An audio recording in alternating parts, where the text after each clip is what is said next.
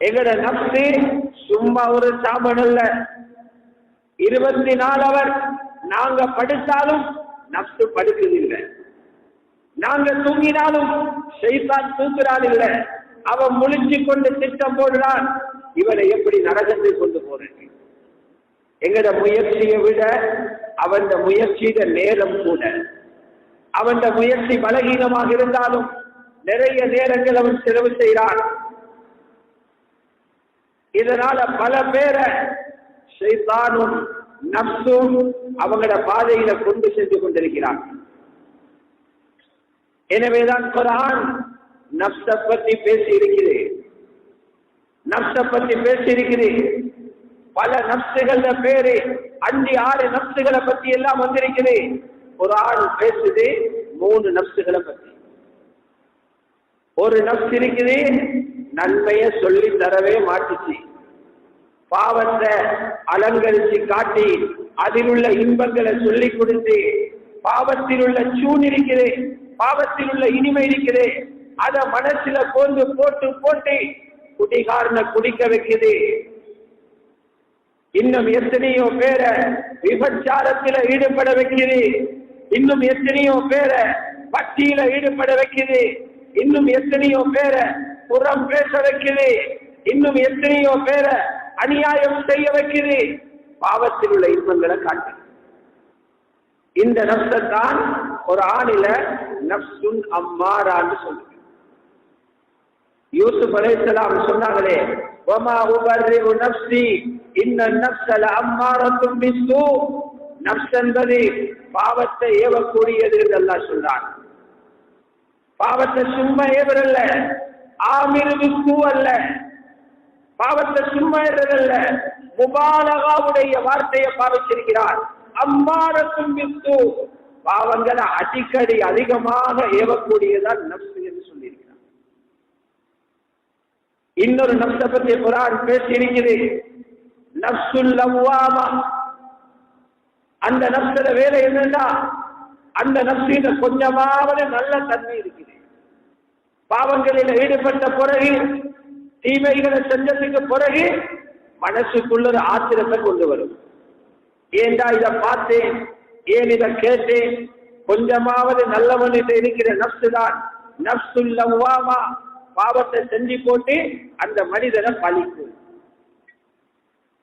ஏன் இதை சாப்பிட்டாய், ஏன் அடுத்தவன பொருளை திண்டாய், ஏன் இப்படி சம்பாதிச்சாய், ஏன் அவனுக்கு ஏசினாய், ஏன் இப்படி பார்த்தாய் என்று அவனை பார்த்தே அவனை கேள்வி கேட்க வைக்கிறதுதான் நப்சுல் லவ்வாமா, பழிக்கிற நப்சு. அதனால் அல்லாஹ் தஆலா அந்த நப்சின் மீதும் சத்தியம் பண்றான், அதுல மூமின்களுக்கு நலன் இருக்கிறதுனால. மூணாவது நப்சை பற்றி குர்ஆன் பேசி இருக்கிறது. ஆக சிறந்த மூமின்கள் இருக்கக்கூடிய நப்ஸ் இது. அந்த நப்சுடைய தன்மை அல்லாஹ்வை பூர்த்தியாக திருப்தி காண்ற நப்ஸ், அல்லாஹ் அளந்து தந்த ரிஸ்கில திருப்தி காண்ற நப்ஸ், அல்லாஹ் தந்த துனியாவை திருப்தி காண்ற நப்ஸ், அல்லாஹ்வுடைய திருப்பொருத்தத்துக்காக இருக்கிற நப்ஸ். இதுக்கு பேரு நப்சுல் முத்மஇன்னா, அமைதி பெறக்கூடிய நப்ஸ் என்று குர்ஆன் சொல்லியிருக்கு. ஆகவே இந்த 3 நப்சும், குறிப்பாக இந்த 3 நப்சும் மனுஷனுக்குள்ள விளையாடி கொண்டே இருக்குது. சில நேரங்கள்ல ஒரே நாளில 3 நப்சும் வேலை செய்யும், சில நேரங்கள்ல ஒரே மனுஷியாலத்துல 3 நப்சும் வேலை செய்யும்.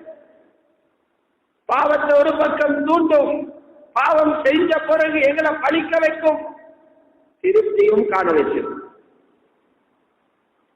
அப்ப இது ரொம்ப பயங்கரமான நப்ஸ். எனவேதான் இதுக்குள்ள ஆபரேஷன் செய்யப்படணும், இதுக்குள்ள மருத்துவம் செய்யப்பட வேண்டும். அந்த கவலை ஏற்பட்டுச்சு இப்ராஹிம் அலைஹிஸ்ஸலாத்துக்கு. காபத்துல்லாவை கட்டிட்டு உலகத்தில் உள்ளவங்க எல்லாரையும் கை நிறைய காட்சி கொடு என்று துஆ கேட்கல, உலகத்தில் உள்ள எல்லாருக்கும் நோய் இல்லாத வாழ்க்கையை கொடுத்துட்டு என்று துஆ செய்யல, பூமியில் உள்ள அத்தனை பேருக்கும் மாடா மாளிகைகளை கொடுத்தியா அல்லாஹ்னு காபாவை கட்டிட்டு துஆ செய்யல.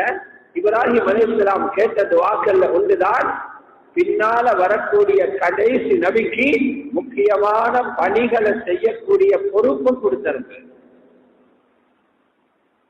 முக்கியமான பணிகள், மனிதனை அல்லாஹ்வோடு நெருக்கக்கூடிய வேலைய அந்த நபி கடைசியாக வரக்கூடியவர் செய்யணும். அதுல ஒன்றுதான் அவங்களோட உள்ளங்களில நப்சு விளையாடி கொண்டிருக்குது. உள்ளத்தை துப்பரவு செய்த வேலையும் அவரும் பண்ணணும். ஆயத்துகளை ஓதி காட்டி தாவத்து கொடுக்கிறது நபீட முதலாவது பணியாக இருக்கணும்.